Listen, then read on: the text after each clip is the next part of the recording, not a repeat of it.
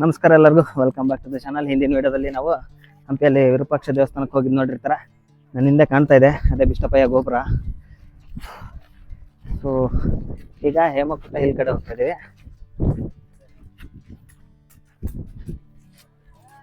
ಆದರೆ ನೀವು ಯಾವ ಥರನಾದರೂ ಕವರ್ ಮಾಡ್ಕೋಬೋದು. ಸಾಸಿವೆ ಕಾಳು, ಕಡಲೆಕಾಳು, ಗಣಪ, ಹೇಮಕುಟ, ಅಲ್ಲಿಂದ ವಿರೂಪಾಕ್ಷನೂ ಹೋಗ್ಬೋದು. ನಾವು ಉಲ್ಟಾ ಹೋಗ್ತಾ ಇದೀವಿ. ಸೊ ಇದೆ ಎಂಟ್ರೆನ್ಸ್. ಇದು ಒಂದು ಎಂಟ್ರೆನ್ಸ್ ಹೇಮಕುಟದ್ದು. ಇನ್ನೊಂದು ಸೈಡ್ ಇನ್ನೊಂದು ಎಂಟ್ರೆನ್ಸ್ ಇದೆ ನೋಡಿ, ಇದ್ದಾರೆ ಹೇಮಕುಟ ಪ್ರವೇಶ ದ್ವಾರ ಅಂತ.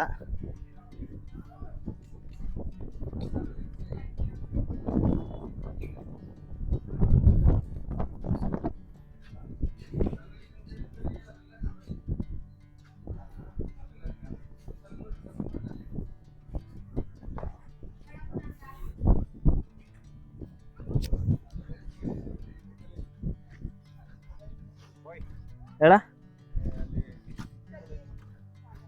ಹಾಕಿದಾರ ಹೇಮಕುಟ ಪರ್ವತ ದೇವಾಲಯಗಳ ಸಂಕೀರ್ಣ.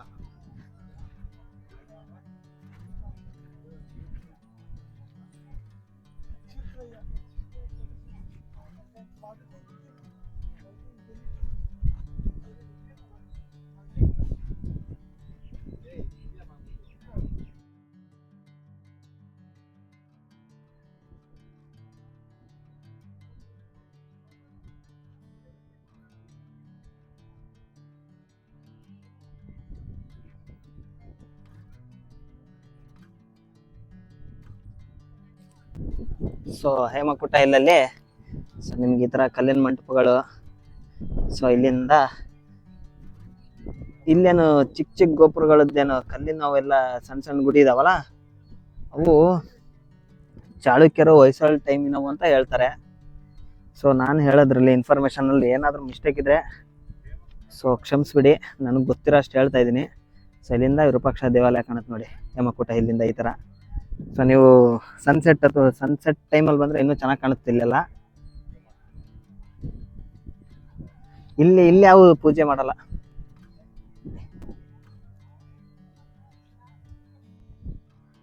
ಸೊ ಹೇಮಕುಟ ಇಲ್ಲಿಂದ ನಿಮ್ಗೆ ಇಲ್ಲಿ ಕಾಣೋದು ಇದು ನಾರ್ತ್ ಎಂಟ್ರೆನ್ಸ್ ವಿರೂಪಾಕ್ಷ ದೇವಾಲಯದ್ದು. ಅಲ್ಲಿಂದ ಮುಂದೆ ನದಿ ಕಾಣುತ್ತೆ ನಿಮಗೆ, ತುಂಗಭದ್ರಾ. ಸೊ ಇಲ್ಲಿ ಬಂದರೆ ರಾಯರ ಗೋಪುರ. ಸೊ ಇದು ಬಿಷ್ಟಪಯ್ಯ ಗೋಪುರ, ಈಸ್ಟ್ ಎಂಟ್ರೆನ್ಸ್. ಹೇಮಕುಟ ಇಲ್ಲಿಂದ ಈ ಥರ ವಿವಿಧ ವಿರೂಪಾಕ್ಷ ದೇವಾಲಯದ್ದು. ಇಲ್ಲೂ ಒಂದು ವಿರೂಪಾಕ್ಷ ದೇವಾಲಯ ಇದೆ. ಇಲ್ಲಿದೆಯಲ್ಲ, ಇದನ್ನು ಒಂದು ವಿರೂಪಾಕ್ಷ ದೇವಾಲಯನೇ. ಸೊ ಅಲ್ಲೆಲ್ಲ ಯಾವಾಗ ಫ್ಲಡ್ ಏನಾದರೂ ಆಗಿ ಅಲ್ಲಿ ದೇವಸ್ಥಾನಕ್ಕೆ ಹೋಗದೇ ಇದ್ರೆ ಇಲ್ಲಿ ಪೂಜೆ ಮಾಡ್ತಿದ್ರಂತೆ ರಾಜರೆಲ್ಲ. ಇಲ್ಲಿದೆ ಅದು ದೇವಸ್ಥಾನ, ಎರಡನೇ ವಿರೂಪಾಕ್ಷ ಅಂತ ಹೇಳ್ತಾರೆ. ಇದು ಹೇಮಕುಟ ಇಲ್ಲಲ್ಲಿದೆ ನೋಡಿ. ನಿಮಗೆ ಅಲ್ಲಿ 2 ಸ್ಟೋರಿದೊಂದು ಮಂಟಪ ಕಾಣುತ್ತಲ್ಲ, ಇದು ಇಲ್ಲಿ ಕೆಳಗೆಲ್ಲ ಫಸ್ಟ್ ಫ್ಲೋರಲ್ಲಿದೆ. ಫಸ್ಟ್ ಸ್ಟೋರಿಯಲ್ಲಿ ಏನಿದೆಯಲ್ಲ ಅಲ್ಲೆಲ್ಲ ಜನ ಅಡ್ಡಾಡಕ್ಕೆ, ವ್ಯಾಪಾರಿಗಳೆಲ್ಲ ಬರ್ತಾ ಇದ್ರಲ್ಲ ಬೇರೆ ಕಡೆಯಿಂದ, ಅವರೆಲ್ಲ ಅಡ್ಡಾಡಕ್ಕಂತೆ. ಅದೇ ಫಸ್ಟ್ ಫ್ಲೋರಲ್ಲಿ ಸೈನಿಕರೆಲ್ಲ ನಿಂತ್ಕೊಂಡು ಕಾವಲು ಕಾಯಕ್ಕಂತೆ, ಅಂದರೆ ದೂರದವರೆಗೂ ಕವರ್ ಆಗಲಿ ಅಂತ ಆ ಥರ ಮಾಡಿರೋದಂಥದ್ದೆಲ್ಲ. ಸೊ ಹೇಮಕುಟ ಹಿಲ್ಲಲ್ಲೇ ನಿಮಗೆ ಬೇಕಾದಷ್ಟು ಸಣ್ಣ ಸಣ್ಣ ಟೆಂಪಲ್ ಇದ್ದಾವೆ, ಮಂಟಪಗಳಿದ್ದಾವೆ. ನೀವು ಸನ್ಸೆಟ್ ಟೈಮಿಗೆ ಬಂದರೆ ಇಲ್ಲಿ ಒಂದು ಒಳ್ಳೆ ಸನ್ಸೆಟ್ನ ಎಕ್ಸ್ಪೀರಿಯನ್ಸ್ ಮಾಡ್ಬೋದು.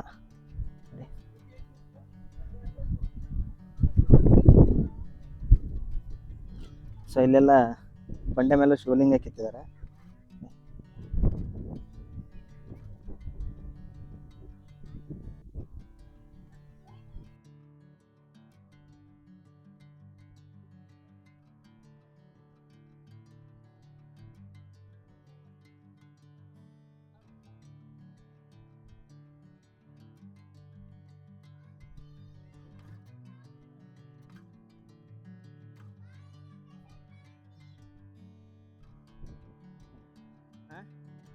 ನಾವು ಆ ಕಡೆ ಬರ್ತಿದ್ವಿ ನೋಡೋ, ಸಾಸಿವೆ ಕಾಳು, ಕಡಲೆಕಾಳೆಲ್ಲ ನೋಡ್ಕೊಂಡು ಬಂದ್ರೆ ಆ ಕಡೆಯಿಂದ ಎಂಟ್ರಿ ಆಗ್ತಾರೆ.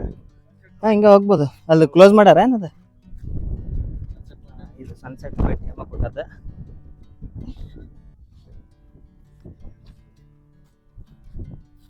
Triple shrine temple, Hemakuta group of temples, Virupaksha sunset point.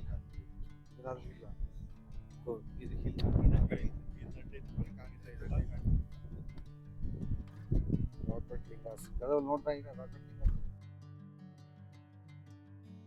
Entrance ಅದಾವ ಅಂತ ಹೇಳಿದ್ರಲ್ಲ ಇಲ್ಲಿಗೆ ಅಲ್ಲಿ ಬರ್ದಿದ್ರಲ್ಲ ಅದೇ ಹೇಮಕೂಟ ಇಲ್ಲಿಗೆ ಮೂರು ಎಂಟ್ರೆನ್ಸ್ ಇದಾವೆ. ನಾವು ಆ ಕಡೆ ವಿರೂಪಾಕ್ಷದಿಂದ ಒಂದು ಹಾಕಿದ್ದೆ. ಸೊ ಇದು ಒಂದು ಸಾಸಿವೆ ಕಾಳು ಕಡಲೆಕಾಳು ಗಣಪತಿ ನೋಡ್ಕೊಂಡ್ಬಂದ್ರೆ ಇಲ್ಲಿ ಬರ್ತೀರಾ. ಓ ಅಲ್ಲೇ ಐತಲ್ಲ ಅದೇ ಇದು ಅದು ಸಾಸಿವೆ ಕಾಳು. ಹಾಂ ಇದು ಸಾಸಿವೆ ಕಾಳು ಏನಪ್ಪ. ಹಾಂ ಇದು ಸಾಸಿವೆ ಕಾಳು. ಸೊ ಹೇಮಕೂಟ ಇಲ್ಲಲ್ಲಿ ನಿಮ್ಗೆ ಈ ಥರ ಬಂಡೆ ಮೇಲೆಲ್ಲ ಕೆಲವೊಂದು ಕೆತ್ತನೆಗಳೆಲ್ಲ ನೋಡೋಕೆ ಸಿಗುತ್ತೆ. ಸೊ ಇದು ನೀವು ನೋಡ್ಬೋದು, ಇದು ಅನಂತ ಪದ್ಮನಾಭಂದು ಕೆತ್ತನೆ ಇದೆ. ಸೊ ಇಲ್ಲಿ ನಿಮಗೆ ಶ್ರೀದೇವಿ ಭೂದೇವಿ ವಿಗ್ರಹಗಳು ಇದ್ದಾವೆ. ಸೊ ನಿಮಗೆ ಯಾವುದಾದ್ರೂ ದೊಡ್ಡದು ಒಂದು ಕೆತ್ತನೆ ಮಾಡಬೇಕು ಅಂತಂದರೆ ಅದಕ್ಕೂ ಮೊದಲು ಶಿಲ್ಪಿಗಳೆಲ್ಲ ಈ ಥರ ಪ್ರಾಕ್ಟೀಸ್ ಮಾಡ್ತಾ ಇದ್ರಂತೆ. ಸೊ ಅದು ಪ್ರಾಕ್ಟೀಸ್ ಮಾಡಿರೋದು ಇದು incomplete actually. So just practice ಮಾಡಿರೋದು. ನಿಮ್ಗೆ ಹೇಮಕೂಟ ಇಲ್ಲಿ ಈ ಕಡೆ ಎಲ್ಲ ಬಂಡೆ ಏನಿದಾವಲ್ಲ, ಈ ಕಡೆ ಬಂಡೆ ಇದಾವೆ. ಸೊ ಅದರಲ್ಲೆಲ್ಲ ನಿಮ್ಗೆ ಈ ಥರ ಸಣ್ಣ ಸಣ್ಣ ಕೆತ್ತನೆಗಳೆಲ್ಲ ನೋಡೋಕೆ ಸಿಗುತ್ತೆ. ಸೊ ಅದೆಲ್ಲ ಅವಾಗ ಕೆತ್ತನೆ ಮಾಡೋಕ್ಕೂ ಮೊದಲು ಪ್ರಾಕ್ಟೀಸ್ ಮಾಡ್ತಾ ಇದ್ರಂತೆ. ಸೊ ಇವೆಲ್ಲ ಅದೇ ಇದು ನೋಡಿ ಅನಂತ ಪದ್ಮನಾಭ ಬಂದಿದೆ. ಇಲ್ಲಿ ನಿಮಗೆ ಹಾವು ಕಾಣುತ್ತೆ. ಸೊ ಇಲ್ಲಿ ಶ್ರೀದೇವಿ ಭೂದೇವಿ ಕಾಣ್ತಾರೆ. ಸೊ ರೋಡ್ ಸೈಡಿಂದ ಬಂದರೆ ನೀವು ಸಾಸಿವೆ ಕಾಳಿಗೆ ಇಲ್ಲಿಂದ ಬರ್ತೀರಾ, ಹೇಮಕೂಟ ಇಲ್ಲಿಂದ ಬಂದರೆ ಇಲ್ಲಿಂದ ಬರ್ತೀರಾ. ಸೊ ಇದೆ ಸಾಸಿವೆ ಕಾಳು ಗಣಪ.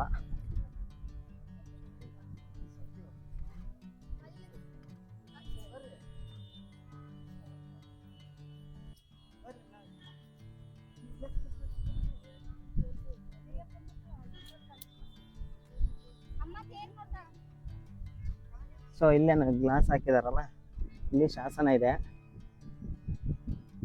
ಅಂದರೆ ಶಾಸನ ಅಂದರೆ ಅವಾಗ ರಾಜರುಗಳು ಅವ್ರವ್ರ ಟೈಮಲ್ಲಿ ಏನೇನು ಕೆಲಸ ಮಾಡಿದಾರೋ ಅದನ್ನೆಲ್ಲ ಕಲ್ಲಲ್ಲಿ ಕೆತ್ತಿಸ್ತಾ ಇದ್ರಂತೆ. ಸೊ ಅದೇ ಇದೆ. ಸೊ ನೋಡಿ ನಿಮಗೆ ಮುಂದಿಂದ ಬರೀ ಗಣೇಶ ಕಾಣಿಸುತ್ತೆ ಸಾಸಿವೆ ಕಾಳದು, ಬಟ್ ಆ್ಯಕ್ಚುಲಿ ನಿಮಗೆ ಹಿಂದೆ ಹೋಗಿ ನೋಡಿದರೆ ಗೊತ್ತಾಗುತ್ತೆ ಏನಂತ. ಸೊ ಈ ಗಣೇಶನ 15ನೇ ಶತಮಾನದಲ್ಲಿ ಒಬ್ಬ ಸಾಸಿವೆ ಕಾಳು ವ್ಯಾಪಾರಿ ಇಲ್ಲಿ ವ್ಯಾಪಾರಕ್ಕೆ ಬಂದಾಗ ತುಂಬ ಲಾಭ ಆದಾಗ ಅವನು ಕಟ್ಸಿರೋದಂತೆ. ಇದನ್ನ ಅವನು ಈ ವಿಗ್ರಹ ಕೆತ್ತಿಸಿರೋದಂತೆ ಲಾಭ ಜಾಸ್ತಿ ಬಂದಾಗ. ಅದಕ್ಕೆ ಸಾಸಿವೆ ಕಾಳು ಗಣಪ ಅಂತ ಹೇಳ್ತಾರೆ. ಆ ಕಾಲದಲ್ಲಿ ಪ್ರೌಢದೇವರಾಯ ರಾಜ ಆಗಿದ್ದ, ಅವನ ಕಾಲದಲ್ಲಿ ಆಗಿದ್ದು. ಸೊ ನಿಮಗೆ ಮುಂದಿಂದ ನೋಡಿದರೆ ಬರೀ ಗಣಪತಿ ಕಾಣುತ್ತೆ, ಬಟ್ ನೀವು ಹಿಂದಿಂದ ನೋಡಿದರೆ ಇಲ್ಲಿ ನೋಡ್ಬೋದು ಪಾರ್ವತಿ ತಾಯಿನೇ ಇದ್ದಾಳೆ. ಇದು ಯಾವ ಥರ ಇದೆ ಸ್ಟ್ರಕ್ಚರ್ ಅಂದರೆ ಪಾರ್ವತಿ ದೇವಿ ತೊಡೆ ಮೇಲೆ ಗಣೇಶ ಕೂತಿರೋದಿದು. ನೀವು ಮುಂದಿಂದ ನೋಡಿದರೆ ಗಣೇಶನ ಆಕಾರ ದೊಡ್ಡದಲ್ಲ, ಹಂಗಾಗಿ ಪಾರ್ವತಿ ದೇವಿ ಕವರ್ ಆಗಿಬಿಟ್ಟಿದ್ದಾರೆ. ಗೊತ್ತಾಗಲ್ಲ. ಹಿಂದಿಂದ ನೋಡಿದ್ರೆ ನೀವು ಇಲ್ಲಿ ಪಾರ್ವತಿ ದೇವಿನ ನೋಡ್ಬೋದು. ಈ ಥರ ಇದೆ. ಸೊ ಬಿಸಿಲು ತುಂಬ ಇರೋದ್ರಿಂದ ಕರೆಕ್ಟಾಗಿ ಕಾಣಿಸ್ತಾ ಇಲ್ವ ನಾವು ವಿಡಿಯೋದಲ್ಲಿ. ಸೊ ನೀವು ಇಲ್ಲಿ ಬಂದಾಗ ನೋಡಿ ಗೊತ್ತಾಗುತ್ತೆ ನಿಮಗೆ, ಹಿಂದೆ ಬಂದು ನೋಡಿದರೆ. ಇದು 8 ಅಡಿ ಇದೆ ಇದು ವಿಗ್ರಹ. 8 ಅಡಿ ಏಕಶಿಲೆಯ ವಿಗ್ರಹ ಇದು, ಒಂದೇ ಕಲ್ಲಲ್ಲಿ ಕೆತ್ತಿರೋದು. ಸೊ ಇವಕ್ಕೆಲ್ಲ ಪೂಜೆ ಮಾಡಲ್ಲ ಈ ವಿಗ್ರಹಗಳಿಗೆಲ್ಲ, ಯಾಕಂದರೆ ಭಿನ್ನ ಆಗಿದ್ದಾವೆ ವಿಗ್ರಹಗಳು, ಅಂದರೆ ಡ್ಯಾಮೇಜ್ ಆಗಿದ್ದಾವೆ. ನಮ್ಮ ಹಿಂದೂ ಸಂಪ್ರದಾಯದಲ್ಲಿ ಗೊತ್ತಲ್ವಾ, ಯಾವುದಾದ್ರೂ ಡ್ಯಾಮೇಜ್ ಆಗಿರೋ ವಿಗ್ರಹಗಳನ್ನ ಪೂಜೆ ಮಾಡೋಂಗಿಲ್ಲ. ಸೊ ಹಂಗಾಗಿ ಯಾವುದಕ್ಕೂ ಪೂಜೆ ಮಾಡಲ್ಲ ಇಲ್ಲಿ. ಇದು ನಿಮಗೆ ಕಡಲೆಕಾಳು ಗಣೇಶನ ದೇವಸ್ಥಾನದ ಎಂಟ್ರೆನ್ಸ್.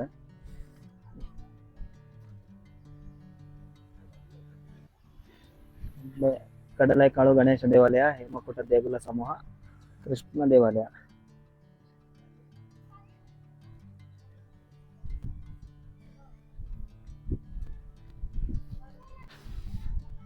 ಇದೇ ಕಡಲೆಕಾಳು ಗಣೇಶ ದೇವಾಲಯ. ಒಳಗೆ ಹೋಗೋಣ. ಇಲ್ಲೂ ನಿಮ್ಗೆ ಯಾವುದೇ ಥರ ಮೂರ್ತಿ ಪೂಜೆ ನಡೆಯಲ್ಲ. ಗಣೇಶ ಇದೆ ಬಟ್ ಗಣೇಶನ ಪೂಜೆ ನಡೆಯಲ್ಲ, ಯಾಕಂದರೆ ಅದನ್ನು ಭಿನ್ನ ಆಗಿದೆ ವಿಗ್ರಹ ಅದಕ್ಕೆ. ಸೊ ಎಲ್ಲ ಕಂಬದ ಮೇಲೂ ನೀವು ಕೆತ್ತನೆಗಳನ್ನ ನೋಡ್ಬೋದು. ಇಲ್ಲೂ ನೋಡಿ.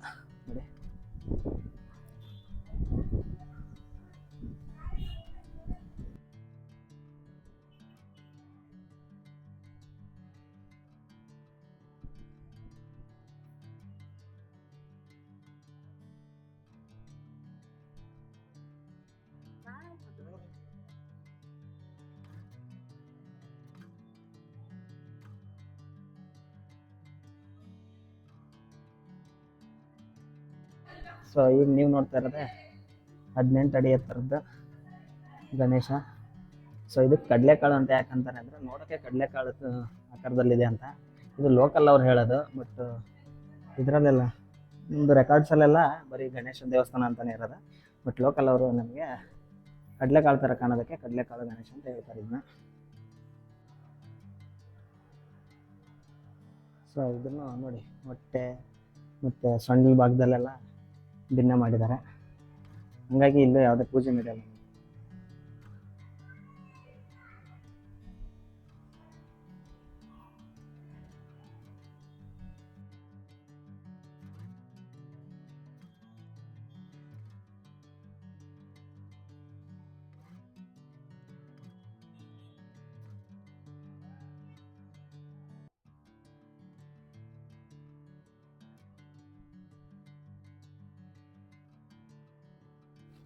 ಕಡಲೆಕಾಳು ಗಣೇಶ ದೇವಸ್ಥಾನ ನೋಡಿದ್ವಿ. ಇನ್ನು ಕೃಷ್ಣ ದೇವಸ್ಥಾನ ಮತ್ತು ಉಗ್ರ ನರಸಿಂಹ ಬಡವಿಲಿಂಗ ಎಲ್ಲ ನೋಡ್ಬೇಕು. ಅದು ಸ್ವಲ್ಪ ಮುಂದೆ ಇದಾವೆ ದೇವಸ್ಥಾನ. ಸೊ ಹಾಗಾಗಿ ಮತ್ತೆ ಕಾರ್ ತಗೊಂಡೆ ಸ್ವಲ್ಪ ಮುಂದೆ ಹೋಗೋಣ ಅಂತ ಈಗ ಮತ್ತೆ ಕಾರ್ ಪಾರ್ಕಿಂಗ್ ಕಡೆ ಹೋಗ್ತಾ ಇದೀವಿ. ನೀವಿಲ್ಲಿ ಆಟೋದವರೆಲ್ಲ ಕೇಳ್ತಾರೆ ಪ್ಯಾಕೇಜ್ ಥರ ಎಲ್ಲ ತೋರಿಸ್ತೀವಿ ಅದು ಇದು ಅಂತ. 1500 2000 ನೀವು ಯಾವ ಥರ ಬಾರ್ಗೇನ್ ಮಾಡ್ತೀರೋ ಅದ್ರ ಮೇಲೆ ಡಿಪೆಂಡ್. ಬಟ್ ಅವ್ರೇನು ನಿಮ್ಗೆ ಜಸ್ಟ್ ಲೊಕೇಶನ್ ಕರ್ಕೊಂಡು ಹೋಗ್ಬಿಡ್ತಾರೆ. ಅವ್ರೇನು ಗೈಡ್ ಥರ ಏನು ಇದು ಆಗಲ್ಲ, ಗೈಡ್ ಥರ ಇನ್ಫಾರ್ಮೇಷನ್ ಏನು ಕೊಡಲ್ಲ. ಜಸ್ಟ್ ಎಲ್ಲೆಲ್ಲಿ ಟೆಂಪಲ್ ಇದಾವೋ ಅಲ್ಲಲ್ಲಿ ಕರ್ಕೊಂಡು ಹೋಗ್ಬಿಡ್ತಾರೆ, ನೀವೇ ನೋಡ್ಕೊಂಡು ಬರ್ಬೇಕು. ಸೊ ನೀವು ಅದನ್ನು ಆಪ್ಟ್ ಮಾಡ್ಬೋದು, ಇಲ್ಲಾಂದರೆ ನಿಮಗೆ 2 ವೀಲರ್ ರೆಂಟ್ ಮಾಡ್ಕೊಂಡು ನೀವೇ ನೋಡ್ಬೋದು. ಗೈಡ್ ಜೊತೆ ನೋಡ್ತೀರಾ ಅಂದರೆ ಒಂದು 3 ದಿನ ಟೈಮ್ ಇಟ್ಕೊಂಡು ಬನ್ನಿ, ಒಂದು ಒಳ್ಳೆ ಗೈಡ್ ಹೈಯರ್ ಮಾಡ್ಕೊಳ್ಳಿ. ತುಂಬಾ ಇನ್ಫಾರ್ಮೇಟಿವ್ ಆಗಿ ಹೇಳ್ತಾರೆ ಎಲ್ಲ ಡೀಟೇಲ್ಸ್ನ. ಸೊ ನೀವು 3 ದಿನದಲ್ಲಿ ತುಂಬ ಚೆನ್ನಾಗಿ ಕವರ್ ಮಾಡ್ಬೋದು ಅಂತೀನಿ ಹಂಗೆ ಬಂದ್ರು. ಸೊ ಇನ್ನು ಕಾರ್ ತಗೊಂಡು ಕೃಷ್ಣ ದೇವಸ್ಥಾನದ ಹತ್ರ ಹೋಗೋಣ. A few minutes later. Krishna temple ಹತ್ರ ಬಂದಿದ್ದೀನಿ. ಅಲ್ಲೇನು ನೋಡ್ತಿರಲ್ಲ ನನ್ನ ಹಿಂದೆ, ಅದೇ ಕೃಷ್ಣ ಟೆಂಪಲ್. ಟೆಂಪಲ್ ಎದುರಿಗೆ ನಿಮಗೆ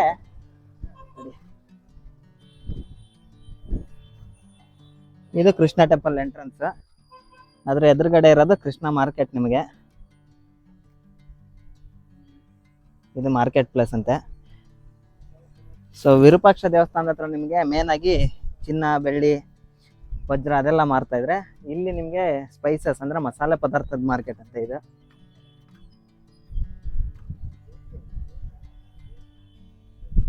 ನೀವು ಈ ಕಡೆಯಿಂದಾನೆ ಬರ್ತೀರಾ, ಹಿಂಗೆ ವಿರೂಪಾಕ್ಷ ದೇವಾಲಯದಿಂದ ಬಂದ್ರೆ ನಿಮ್ಗೆ ಬರ್ತೀರಾ. ನೀವು ಕಾರಲ್ಲಿ ಬಂದಿದ್ರೆ ಅಲ್ಲಲ್ಲೇ ಎಲ್ಲಿ ಪಾರ್ಕಿಂಗ್ ಇದೆ, ಸೊ ಪಾರ್ಕ್ ಮಾಡ್ಕೊಂಡು ಹೋಗ್ಬೋದು. ಆಟೋ ಗಿಟ್ ಅವರಾದ್ರೆ ನಿಮಗೆ ದೇವಸ್ಥಾನದ ಹತ್ರನೇ ಎದುರಿಗೆ ಕರ್ಕೊಂಡು ಬಂದು ನಿಲ್ಲಿಸ್ತಾರೆ.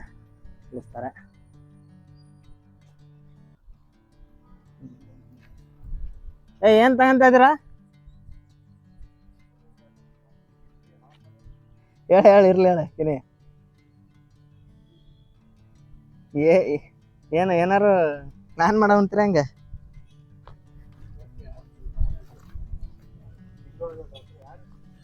ಹಾ, ಇಲ್ಲಿ ಯಾರು ಇರ್ಲಿಲ್ಲ ರಾತ್ರಿ. ಅಲ್ಲೇ ಕರೆಕ್ಟ್ ನಾವ್ ಅಲ್ಲೇ ನಿಂತಿದ್ದ. ರೌಂಡ್ಸ್ ಬರ್ಬೋದು ಪೊಲೀಸರು ಅಷ್ಟೇ.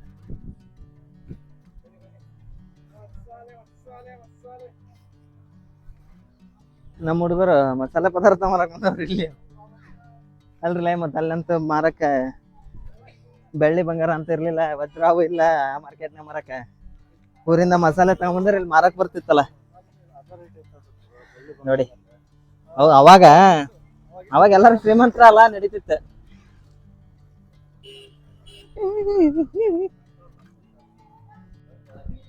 ನೋಡಿ ಇಲ್ಲಿ ಮೀನ್ ಕೆತ್ತಿದಾರಲ್ಲ, ಇದ್ರ ಅರ್ಥ ಏನಂದ್ರೆ ಈ ಕಡೆ ನಿಮಗೆ ವಾಟರ್ ಸೋರ್ಸ್ ಇದೆ ಅಂತ. ಅಂದ್ರೆ ಆ ಕಡೆ ಎಲ್ಲ ಇದೆಲ್ಲ ಇತ್ತಂತೆ, ಕೊಳ ಎಲ್ಲ ಇದ್ದಲ್ಲಿ ನಿಮ್ಗೆ ಈ ತರ ಮಾರ್ಕ್ ಹಾಕಿದ್ದಾರೆ.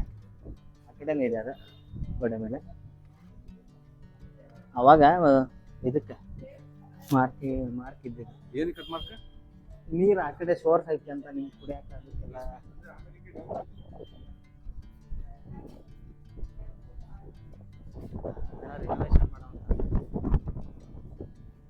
ಹಾ, ಇಲ್ಲಿದು ಇದನ್ನ ವಿಗ್ರಹನ ಮದ್ರಾಸ್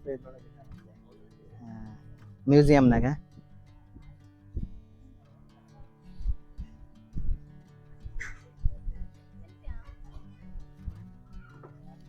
ಇಲ್ಲೂ ಇಲ್ಲ ಬಾಲಕೃಷ್ಣಂದು ವಿಗ್ರಹ. ಇದು ದೀಪಸ್ತಂಭ, ಇದು ಬಲಿಪೀಠ.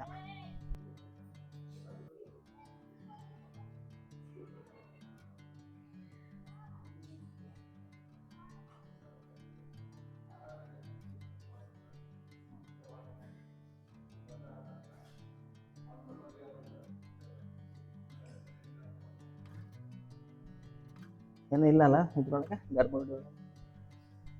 ಅದೇ ಇಲ್ಲಿದ್ದ ಮದ್ರಾಸ್ ಒಳಗೆ ಇಟ್ಟಾರ ಗರ್ಭಗುಡಿ ಒಳಗೆ ಏನೂ ಇಲ್ಲ. ಸೊ ಕೃಷ್ಣದೇವರಾಯ ಒರಿಸ್ಸಾ 1513 ಒರಿಸ್ಸಾ ರಾಜ ಗಜಪತಿ ಮೇಲೆ ಯುದ್ಧ ಮಾಡಿ ಗೆದ್ದಾಗ ಅವನ ಮಗಳನ್ನ ಮದುವೆ ಆಗಿ ಅಲ್ಲಿಂದ ಬಾಲಕೃಷ್ಣ ವಿಗ್ರಹ ತಗೊಂಡು ಬಂದು ಇಲ್ಲಿ ಪ್ರತಿಷ್ಠಾಪನೆ ಮಾಡಿದ್ದಂತೆ. ಬಟ್ ಈಗ ಆ ವಿಗ್ರಹ ಇಲ್ಲ, ಅದನ್ನೆಲ್ಲ ತಗೊಂಡೋಗಿ ಮದ್ರಾಸ್ ಮ್ಯೂಸಿಯಮಲ್ಲಿ ಏನೋ ಇಟ್ಟಿದಾರಂತೆ. ಸೊ ಇದು ಅದ್ರ ಹಿಸ್ಟ್ರಿ ಈ ದೇವಸ್ಥಾನದ. ಬಟ್ ನೋಡ್ಬೋದು ನೀವು ಇಲ್ಲೆಲ್ಲ ಗೋಪುರಗಳೆಲ್ಲ ಬಿದ್ದೋಗಿದ್ದಾವೆ. ಇದರಲ್ಲಿ ನೋಡಿ, ಇದರಲ್ಲೂ ಒಳ್ಳೊಳ್ಳೆ ಕೆತ್ತನೆಗಳು ಮಾಡಿದ್ದಾರೆ. ಸೊ 3 ಎಂಟ್ರೆನ್ಸ್ ಇದಾವಲ್ಲ, ಅದರಲ್ಲಿ ಒಂದು ಎಂಟ್ರೆನ್ಸ್ನ ಕೃಷ್ಣದೇವರಾಯ ಕೊಡುಗೆ ಕೊಟ್ಟಿರೋದು. ಇನ್ನೆರಡು ಎಂಟ್ರೆನ್ಸ್ ಒಂದೆರಡು ಹೆಂಡತಿಯರಿದ್ರು, ಚಿನ್ನದೇವಿ ತಿರುಮಲಾಂಬಿಕಾ ಏನೋ. ಸೊ ಅವ್ರದ್ದು ಕೊಡುಗೆ ಅಂತ ಎರಡು.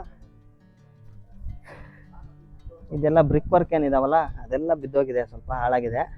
ಅದು ಬಿಟ್ಟರೆ ಕಲ್ಲಿಂದೆಲ್ಲ ಯಾವುದೂ ಏನು ಅಷ್ಟು ಡ್ಯಾಮೇಜ್ ಆಗಿಲ್ಲ. ಸೊ ಇವೆಲ್ಲ ನಿಮಗೆ ಧ್ಯಾನ ಮಂಟಪಗಳು ಸುತ್ತಮುತ್ತ.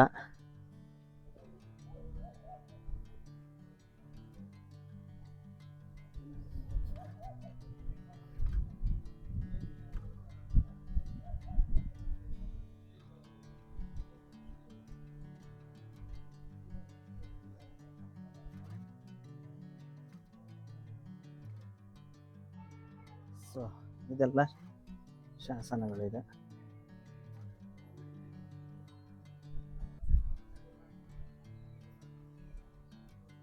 ನಾನು ವಿಡಿಯೋ ಮಾಡೋಣ ಅಂತ ಆ ಕಡೆ ಈ ಕಡೆ ಹೋದ್ರೆ ನಮ್ಮ ಬಾಯ್ಸ್ ಸೈಲೆಂಟ್ ಆಗಿ ಹೇಳ್ದೆ ಕೇಳ್ದೆ ಬಂದು ಇಲ್ಲಿ ನೋಡಿ ಮಜ್ಜಿಗೆ ಕುಡಿಯಕ್ಕೆ ಬಂದವ್ರು ಕಳ್ರ. ಅಲ್ರಲೇ ಕೊಡ್ಲಿಲ್ಲ ಅಂದ್ರೆ ಹಂಗೆ ಕಳಿಸ್ಬಿಡ್ತಿರಲ್ಲ ಕರಿಲಿಲ್ದಂಗೆ.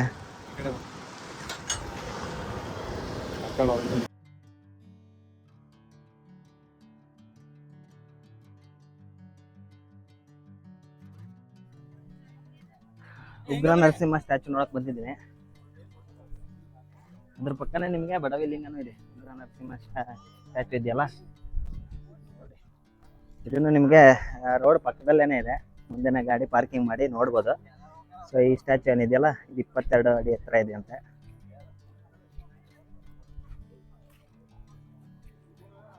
ಸೊ ಈ ವಿಗ್ರಹ ಕೆತ್ತಿರೋದು ಆರ್ಯ ಕೃಷ್ಣ ಭಟ್ಟ ಅಂತ ಹೇಳ್ತಾರೆ. ಬಟ್ ತುಂಬಾನೇ ಡ್ಯಾಮೇಜ್ ಆಗೋಗಿದೆ ಸ್ಟ್ಯಾಚು. ನೋಡ್ಬೋದು ನೀವು, ಬಹುಮನಿ ಸುಲ್ತಾನ್ರು ಅಟ್ಯಾಕ್ ಮಾಡಿದಾಗ ಕೈ ಎಲ್ಲ ಕಟ್ಟಾಗಿದೆ ಇದ್ರದ್ದು. So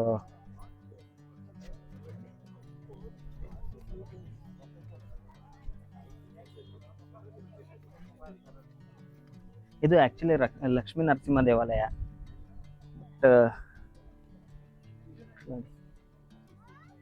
but attack ಮಾಡಿದಾಗೆಲ್ಲ Lakshmi ವಿಗ್ರಹನು damage ಮಾಡಿದ್ದಾರೆ. ಹಂಗಾಗಿ ನಿಮ್ಗೆ ಅಲ್ಲಿಗ ಲಕ್ಷ್ಮಿ ಕಾಣಲ್ಲ, ಉಗ್ರ ನರಸಿಂಹ ಅಂತ ಹೇಳ್ತಾರೆ ಈಗ.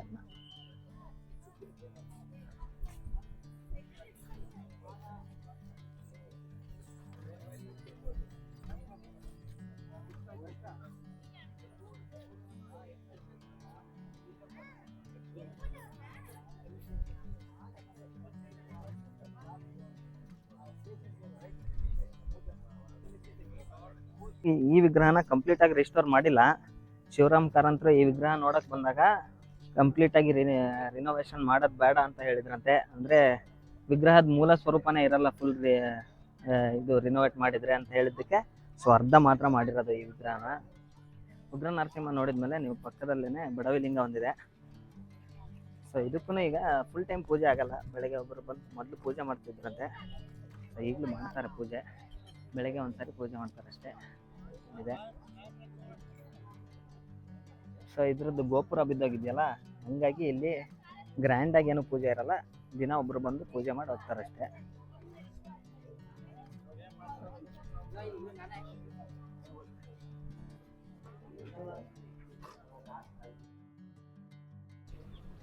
ಇದೇನು ನೋಡ್ತಾ ಇದ್ರಲ್ಲ, ಇದೇ ಬಡವಿಲಿಂಗ. 15ನೇ ಶತಮಾನದಲ್ಲಿ ಒಬ್ಬ ಬಡ ಹೆಣ್ಣುಮಗಳು ತನ್ನ ಸ್ವಂತ ಖರ್ಚಿನಿಂದ ಕಟ್ಟಿರೋದಂತೆ. ಸೊ ನೋಡ್ಬೋದು ನೀವು, ಆ ಟೈಮಲ್ಲಿ ಬಡ ಹೆಣ್ಣುಮಗಳು ಇಷ್ಟು ದೊಡ್ಡದೊಂದು ಲಿಂಗ ಕೆತ್ಸೋಷ್ಟು ಶ್ರೀಮಂತಲಾಗಿದ್ದಂತೆ. ಇದು 3 ಮೀಟ್ರ್ ಇದೆ, ಇದು ಏಕಶಿಲಾ ಮೂರ್ತಿ. ಇದನ್ನು ನಿಮ್ಗೆ ಯಾವಾಗಲೂ 1-2 ರಿಂದ 3 ಅಡಿ ನೀರು ಇದ್ದೇ ಇರುತ್ತೆ. ನೀವು ಕೆಳಗೆಲ್ಲ ನೋಡ್ಬೋದು, ಲಿಂಗ 1-2-3 ಅಡಿ ನೀರಲ್ಲಿದೆ. ಇಲ್ಲಿ ನೋಡ್ಬೋದು ನೀವು ಶಿವಂದು 3 ಕಣ್ಣು ಮತ್ತೆ ಮೀಸೆ ಥರನೂ ಡಿಸೈನ್ ಮಾಡಿದ್ದಾರೆ ಈ ಶಿವಲಿಂಗದಲ್ಲಿ.